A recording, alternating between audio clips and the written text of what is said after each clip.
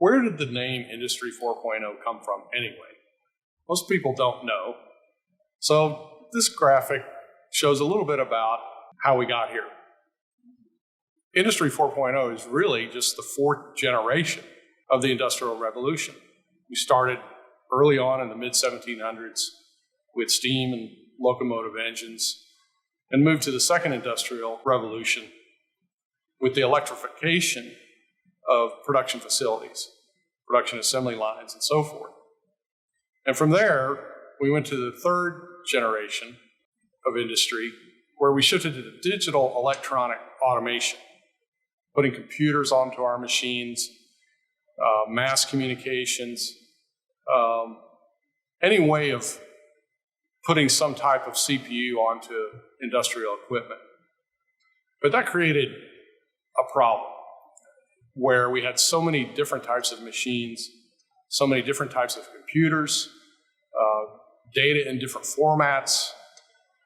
So like any industrial revolution, there's advancements and then there's problems that come about by that advancement itself. So Industry 4.0 is the fourth industrial revolution, and there will be a fifth one day. And that's the way we interact with this digital media, right? We have all this data now coming from different locations. How can we put this data to work in an easy, user-friendly format to maximize our efficiencies in our factories and increase our profits? So with Industry 4.0, we have particular tools that we have available to us. And the technologies that are most common, you hear referred to as IoT, Internet of Things. And those are things like trends, charts, dashboards, things like that, where you can see what's happening after data has been collected from a piece of machinery. And then another technology is analytics. How can you get to root cause analysis of efficiencies on your machines or problems that come about on your machines? And then the next thing is predictive analytics, right? How can you digitize a well-performing machine and use that to compare to one that is not performing right? Okay, so this is called a digital twin. And this allows you to predict problems instead of just analyzing data and going to root causes.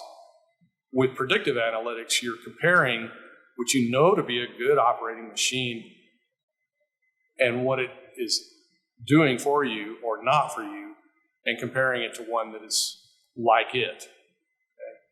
And then lastly, there's another technology that's moving within the 4.0 platforms, and that is artificial intelligence or machine learning and manufacturing enterprise systems being integrated back to these types of 4.0 solutions.